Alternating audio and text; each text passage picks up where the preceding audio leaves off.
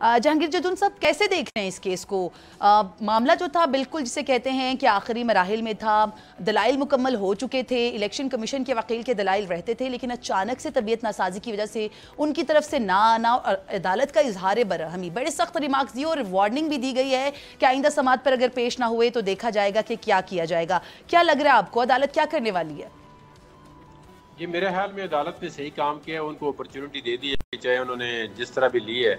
तो 2 दिन का सैटरडे संडे वैसे भी छुट्टी होती है, तो मंडे को केस एक साइड की तो हियरिंग हो चुकी है और उनकी रहती है। तो ये अदालत इन्होंने इंसाफ के तकाजे जो है वो पूरे होने चाहिए और इंसाफ होता हुआ नजर आए। कल को अगर वो उसी दिन फैसला लेते तो फिर यही प्ली लेते जी कि हमें तो सुना ही नहीं गया है।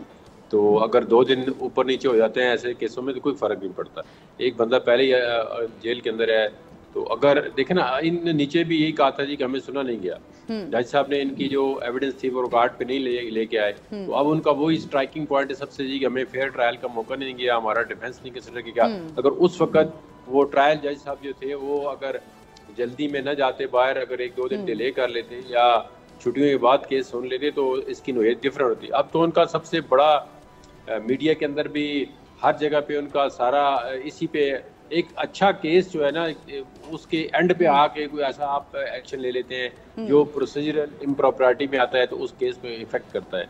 तो अगर ये क्रिमिनल केस था, इसमें अगर डिफेंस के विटनेस आ भी जाते और जज साहब उसको रिकॉर्ड पे ले आते, वो रिकॉर्ड पे लाने के बाद कहते जी कि मैंने एविडेंस एग्जामिन की है, एविडेंस मेरे सामने आई है, तो मैं फलाने जो आर्टिकल है कानूनी शहादत के उनके मुताबिक ये नहीं समझता हूँ कि ये जो एविडेंस रिकॉर्ड पे है ये इस केस से रेलेवेंट है, वो उसको बेशक डिस्कार्ड कर लेते हैं। या वो कहते हैं कि जो एविडेंस इन्होंने प्रोड्यूस की है वो इनके केस को स्ट्रेंथन नहीं करती और जो प्रोसिक्यूशन का केस है वो ठीक है, तो वो उसमें एक बेहतर और एक अच्छी जजमेंट आ सकती थी। लेकिन चलो वो उन्होंने नहीं किया। मेरे ख्याल में वो उनका जो बेनिफिट है वो पीटीआई वालों को जाएगा और जज साहब ने बेनिफिट दिया है। ठीक है जदून साहब, बहसला आप इस मुकदमे में जो वकील का स्टांस है उसको कैसे देख रहे हैं? अमजद परवेज़ मलिक साहब ने देखा गया कि गुज़श्ता जो समात थी, खैर गुज़श्ता समात पर तो वो पेश नहीं हुए, लेकिन जो पहली समात हुई थी उसमें उनकी तरफ से वक्त मांगा गया था अदालत की तरफ से, और अदालत ने ये कहा कि अगर कुछ ही वक्त है तो आप कोशिश करें कि आज उसे कंक्लूड कर लें। तो कुछ बदनीयती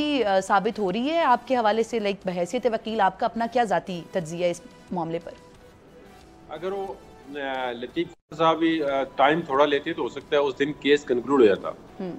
ये इतना लंबा केस नहीं था, ये सिर्फ जो हाई कोर्ट के अभी अंदर केस है, ये पूरी अपील जो है वो आर्गू नहीं हो रही। ये सिर्फ जो इस इनकी सजा जो है, सेंटेंस है, उसको सस्पेंशन की जो एप्लीकेशन है उस पर बहस हो रही है। तो इसमें ये प्राइमा फेशी दिखाया जाता है कि कोर्ट ने जो अपनी जजमेंट थे उसके अंदर मेजर जो गलतियां हैं, मिस्टेक है क्या की है, इनका केस किस तरह इनको सपोर्ट कर रहा है डिफेंस को, जो कि प्रोसिक्यूशन का केस कहाँ पे वीक है। तो मोटी 2-4 चीज़ें देखी जाती हैं। उसके बाद अगर कोर्ट जो है कन्विंस हो जाए ये सजा सही नहीं हुई है तो वो सस्पेंड हो जाती है। तो इसमें लंबा चौड़ा केस नहीं था, ये इतना बड़ा भी केस भी नहीं था। लेकिन एनीवे मैं कहता हूँ कि अगर मंडे को हो भी गया है तो उन्होंने अगर कोई बहाने से भी, मेरा ख्याल नहीं बहाने से, लेकिन अगर ये प्रिज्यूम भी करें कि उन्होंने कोई डेट ले ली है तो अब कल का दिन है, परसों इंशाल्लाह परसों हो जाना चाहिए फैसला। ये ना हो कि परसों फिर कोई या जज साहब बीमार हो जाए या कोई वकील बीमार हो जाए। हाँ बिल्कुल, एक तो कुदरती चीज़ है। बिल्कुल सब्सक्राइब करें और बेल दबाएं ताकि कोई खबर रह न जाए।